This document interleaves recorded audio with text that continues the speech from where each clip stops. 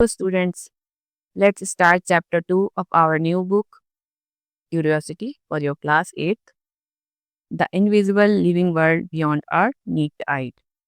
ठीक है, एक ऐसा अदृश्य संसार जो कि हमारी नेकेड आई मतलब नंगी आंखों से दूर है। हम उनको ऐसे नहीं देख सकते अपनी आंखों से, हमें किसी इक्विपमेंट की ज़रूरत होती है। एक ऐसा संसार, उसके बारे में बात करेंगे, यानी माइक्रो ऑर्गेनिज्म के बारे में होने वाला है हमारा ये chapter. The human eye can only see objects that are above a certain size. For a long time many tiny things around us remained unknown. हमारी आईज सिर्फ उन्हीं चीज़ों को देख सकती हैं जो कि एक सर्टेन किसी निश्चित साइज की हैं।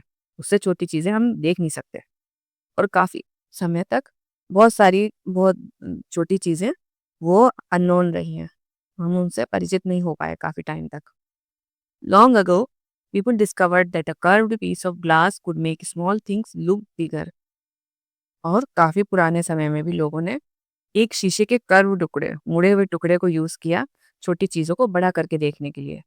The piece of glass was shaped like a lentil seed, thick in the middle and thin at the edge, hence they called it a lens.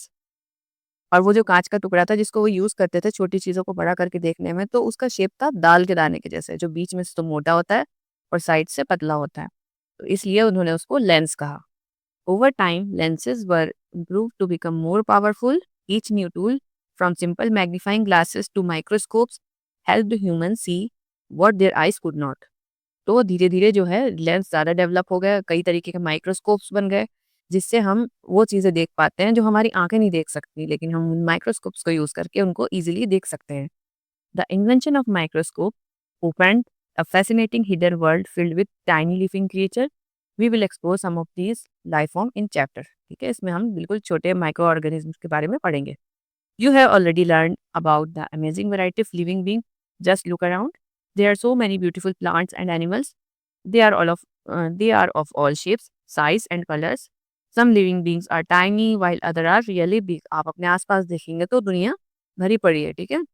पेड़ हैं, पौधे हैं, कीड़े-मकोड़े हैं, कुछ हैं बिल्कुल छोटे-छोटे और कुछ बहुत बड़े। They differ not only in their structure but also in many other features. वो सिर्फ अपने स्ट्रक्चर में ही अलग नहीं होते, बल्कि उनकी जो फीचर्स होते हैं, खाने का तरीका, उनका रहन-सहन सब कुछ अलग हो जाता है। All these living beings whether plants और एनिमल्स आर कॉल्ड ऑर्गेनिज्म। तो इस तरीके के जितने भी लिविंग थिंग्स होती हैं, जो जीवित होते हैं, वो ऑर्गेनिज्म कहलाते हैं या जंतु कहलाते हैं। ठीक है। Have you ever notice the smallest organism around you that is visible to naked eye? I think about it. आपने अपने आसपास कौन सा ऑर्गेनिज्म देखा जो सबसे छोटा था और आपने उसको नेकेड आई से देख लिया, मतलब बिना किसी लेंसेज या ग्लासेस की हेल्प के? You might have seen some people using reading glasses. आपने देखा होगा कि बहुत से लोग जैसे बूढ़े हो जाते हैं, दादा दादी, तो वो क्या करते हैं पढ़ने के लिए न्यूज़पेपर वगैरह, तो वो एक रीडिंग ग्लास रखते हैं, मैग्नीफाइंग ग्लास। तो उनको किस तरीके से हेल्प मिलती है बेटर देखने में? ठीक है, आगे देखते हैं। Let us observe. Take a round bottom flask made up of glass as shown in figure 2.1, fill in with water. एक फ्लास्क लेना है जिसका जो बॉटम हो ना वो राउंड हो, गोल गोल हो नीचे की तरफ से। Close the mouth of flask with a cork. और जो उसका ऊपर का हिस्सा है उसको कॉर्क से बंद कर दें। ठीक है, नीचे की तरफ तो पानी भर लिया उसमें, और फिर उसके ऊपर से कॉर्क लगा दें। Now place the flask on an open book and look at the letters through it. अब फ्लास्क को बुक के ऊपर रखें और उसमें से लेटर्स को देखने की कोशिश करें। Do you notice something interesting? The letters appear larger when seen through the flask. जब आप फ्लास्क के जरिए से देखेंगे तो लेटर्स आपको थोड़े बड़े दिखाई देंगे। This happens because the flask fill with water act like a magnifying glass. ये इसलिए हो रहा है क्योंकि वो जो फ्लास्क है वो आपको एक मैग्नीफाइंग ग्लास की तरह यूज कर रहे हैं आप। ठीक है, now use a real magnifying glass to look at small organisms like an ant. Were you able to see the details of its body more clearly? अब एक मैग्नीफाइंग ग्लास लेके आपको छोटे जंतु देखने हैं, जैसे कि चींटी। जब आप उसको देखेंगे तो क्या आप उसको ज्यादा साफ देख पाए? For a long time, people were curious to explore the tiny organisms around them, but they could not see them with their naked eyes. So, how did we finally discover this invisible world? Do you think which scientific discovery helped us to see the tiny world for the first time? चलिए तो in 1665 a scientist named Robert Hooke published a book called Micrographia. He was a careful observer and a skilled artist. तो 1665 में एक scientist जिनका नाम Robert Hooke था, उन्होंने एक बुक पब्लिश की जिसका नाम था माइक्रोग्राफिया। वो जो थे एक केयरफुल ऑब्जर्वर थे, मतलब बहुत ध्यान से चीज़ों को देखते थे और समझते थे, और एक स्किल्ड आर्टिस्ट भी थे वो। In this book, he showed detailed drawings of tiny things that people had never seen before, things he saw using a tool we know called a microscope. तो उन्होंने ड्राइंग्स बनाई थी कई तरीके की। ऐसी चीज़ों की ड्राइंग बनाई थी जो कि बहुत छोटी होती हैं और वो हम देख नहीं सकते अपनी ऐसी आँखों से। उन्होंने क्या किया, माइक्रोस्कोप का यूज़ करके उन चीज़ों को देखा और वो जैसी भी दिखती थी, उसको कागज़ पे उतार दिया, वैसा का वैसा बना दिया। His microscope made things look 200 to 300 times bigger than what one could see with the unaided eye. तो उनके माइक्रोस्कोप से जो चीज़ें दिखती थी वो 200 से 300 गुना गुना तक बड़ी होती थी। जो हम नॉर्मल आइज़ से देख सकते हैं उससे भी 200 से 300 गुना बड़ा करके वो बताता था। One day he looked at thin slice of cork and saw it was made of many small empty spaces. एक दिन उन्होंने कॉर्क की पतली स्लाइस काटी और उसको माइक्रोस्कोप से देखने की कोशिश की, तो उन्होंने देखा कि उसके अंदर छोटे-छोटे बहुत सारे खाली स्पेसेस हैं। This compartment remind him of honeycomb, और ये जो स्पेसेस दिख रहे थे ना उनको छोटे-छोटे, वो एक उनको शहद की मक्खी का जो छत्ता होता है ना, मधुमक्खी का छत्ता, उसके जैसे दिख रहे थे देखने में। He drew what he saw and called each small space a cell. जब उन्होंने उसको देखा और उनको जब उसमें मधुमक्खी के छत्ते की जैसे संरचना दिखाई दी, तो उन्होंने क्या कहा, जो हर एक जो था उसके अंदर संरचना, उसमें हर एक खाली स्पेस को उन्होंने कह दिया एक सेल। ठीक है, हर एक को एक सेल मान लिया। This was the first time the word cell was used in science to describe the basic unit of life, और पहली बार इस तरीके से जो सेल नाम का जो शब्द है वो कहलाने लगा। साइंस में एक नया शब्द इजाद हुआ जिसका नाम था सेल, और इसको बेसिक यूनिट ऑफ लाइफ माना जाने लगा। Around the same time in 1660s, Antony von Leeuwenhoek, a Dutch scientist, made better lenses that allowed him to build more useful microscopes. और 1660 के आसपास में एंटोनी वॉन ल्यूवेनहॉक, जो कि एक डच साइंटिस्ट थे, उन्होंने और ज़्यादा अच्छे लेंस बनाए जिससे कि और ज़्यादा बड़ी इमेजेस देख सकते थे वो।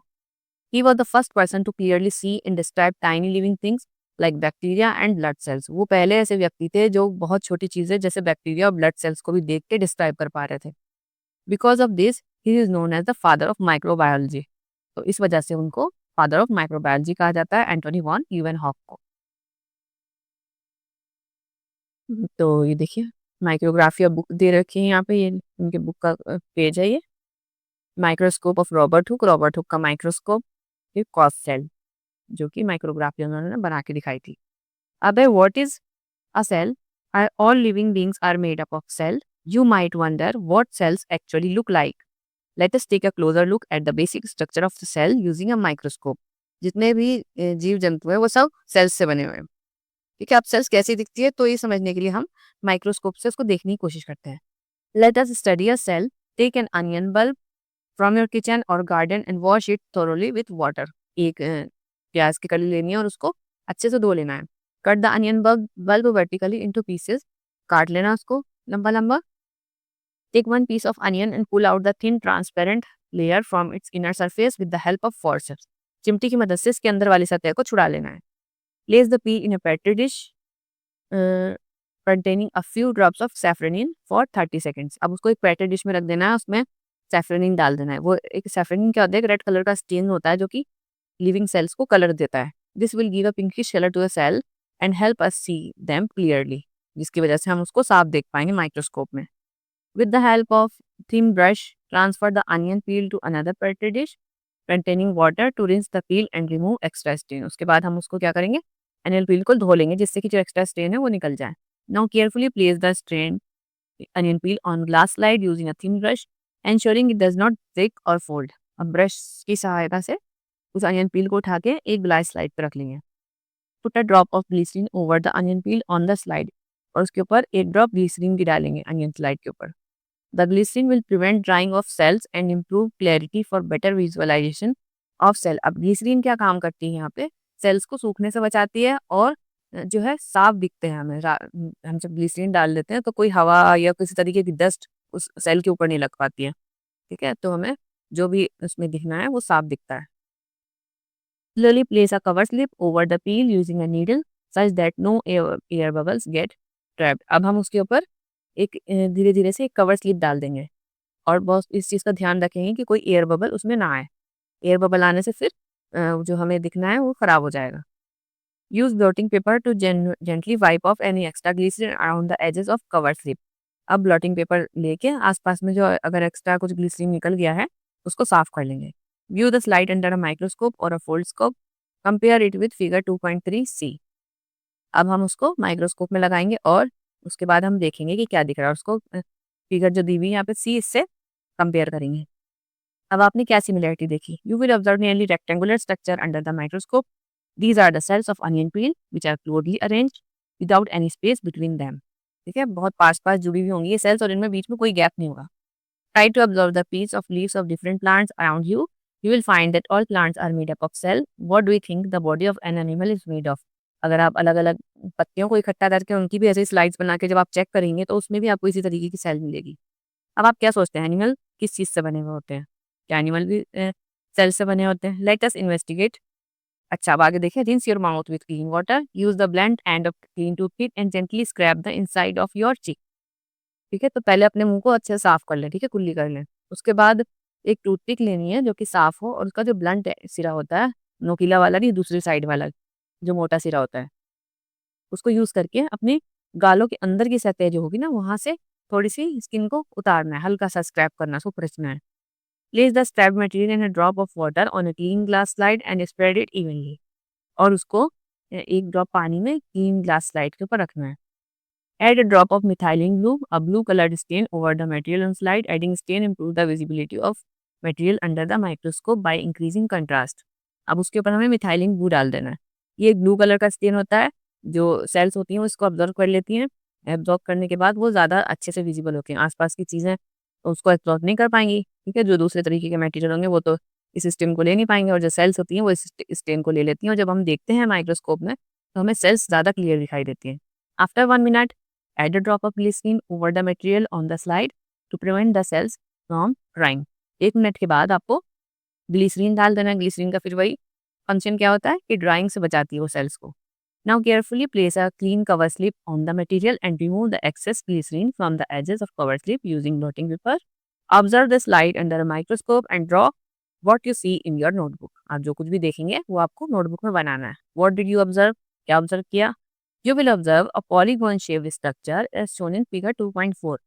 जैसे 2.4 में दिया हुआ है ना, उस तरीके का आपको पॉलीगॉन शेप के स्ट्रक्चर दिखेंगे। ठीक है, पॉलीगॉन क्या होता है? एक ऐसा शेप जिसके अंदर कई सारे एजेस होते हैं, ठीक है, ट्राइंगल, रेक्टेंगल। तो उस तरीके का आपको पॉलीगॉन दिखाई देगा। किसी में 5 कोने दिखेंगे, किसी में 6 दिखेंगे। तो ये क्या है? These are cheek cells which form the inner lining of your mouth. ये आपके गालों की सेल्स है जो कि आपके मुंह का अंदरूनी हिस्सा बनाती है। What similarities and differences did you observe between the cell of onion peel and human cheek cell? You have observed that cells have three main parts: a thin outer lining, a central lesion, and a small round structure inside it. आपने दोनों तरीके की sales देख ली, एक plant cell देख ली, एक human cell देख ली। तो आपने क्या सिमिलरिटीज और क्या डिफरेंसेस नोटिस किए इसमें? तो देखिए, दोनों तरीके की सेल में 3 मेन पार्ट है। एक तो बाहर की आउटर लेयरिंग है, एक सेंट्रल रीजन है, और बीच में एक छोटा सा स्मॉल राउंड स्ट्रक्चर है। The outer layer is called cell membrane. The round structure in the middle is the nucleus which is also covered by a thin membrane. The space between the cell membrane and nucleus is filled with cytoplasm. जो बाहरी layering होती है cell की वो कहलाती है cell membrane. Cell membrane के बीच में जो गोल सा स्ट्रक्चर दिखाई देता है हमें वो होता है न्यूक्लियस। न्यूक्लियस के ऊपर भी एक मेम्ब्रेन होती है, ठीक है, और न्यूक्लियस और सेल मेम्ब्रेन के बीच में एक द्रव भरा रहता है जिसको हम साइटोप्लाज्म कहते हैं। These three cell membrane, cytoplasm and nucleus are the basic part of a cell। तो ये जो 3 मेन कंपोनेंट है, सेल मेम्ब्रेन, साइटोप्लाज्म और न्यूक्लियस, ये सेल के बेसिक पार्ट है। Some cells like onion peel cell have an extra outer layer called the cell walls। कुछ sales उसके अंदर सेल मेम्ब्रेन के बाहर एक और कवरिंग होती है, इसको सेल वॉल कहते हैं। What is the importance of these structure in cell? What functions do they perform? Are these functions important for maintenance of life? The cell membrane encloses the cytoplasm and nucleus. The cell membrane separates one cell from another. It is porous and also allows the entry of materials essential for life process and the exit of waste material। अब देखिए, जो इसके part हमने पढ़ लिए 3 main part, तो उनका क्या क्या फंक्शन होता है। तो सेल मेम्ब्रेन का तो फंक्शन यही होता है कि वो जो है उसका सेल का प्रोटेक्शन करती है। कि सेल के अंदर कौन सी चीज़ आ रही है, कौन सी चीज़ सेल से बाहर जा रही है, उसकी सबकी एंट्री और एग्जिट को फैसिलिटेट करती है, ठीक है। और साइटोप्लाज्म का क्या काम होता है? Cytoplasm contains other components of the cell and compound such as carbohydrates, protein, fats and mineral salts. तो साइटोप्लाज्म में और भी तरीके के कंपोनेंट होते हैं जो कि सेल के लिए ज़रूरी होते हैं। सेल की फंक्शनिंग के लिए, सेल की सर्वाइविंग के लिए, ठीक है? कार्बोहाइड्रेट, प्रोटीन, फैट्स ये सब चीज़ें होती हैं। Most of the life process take place in cytoplasm और जितनी भी लाइफ प्रोसेस जो होती हैं वो साइटोप्लाज्म के अंदर ही होती हैं। The nucleus regulates all activities that occur within the cell. It also regulates growth. Nucleus जो है सेल के अंदर जितनी भी काम होंगे उन सबको रेगुलेट करती है, ठीक है? और सेल की ग्रोथ को भी रेगुलेट करती है। जब सेल को 1 से 2 या 2 से 4 बढ़ना होता है या सेल को बड़ा होना होता है तो न्यूक्लियस ही उस काम को करता है। The cell wall in plant cell provide rigidity and strength to plant. This is why all cells are arranged compactly with each other and look firm in structure. तो जो सेल वॉल होती है वो प्लांट्स को rigidity मतलब थोड़ी सी कठोरता देती है, उसको मजबूती देती है जिससे कि वो सेल जो है वो प्रेशर्स कई तरीके के होते हैं। प्लांट्स में वाटर का भी प्रेशर होता है तो उसको कंट्रोल कर सके, उसको बर्दाश्त कर सके, ठीक है? तो इस वजह से जो प्लांट्स में जो सेल्स हैं वो क्लोजली पैक्ड होती हैं, ज़्यादा दूर दूर नहीं होती हैं। तो बस आज की वीडियो में यहीं तक पढ़ेंगे। मिलते हैं नेक्स्ट वीडियो में। Thanks for watching.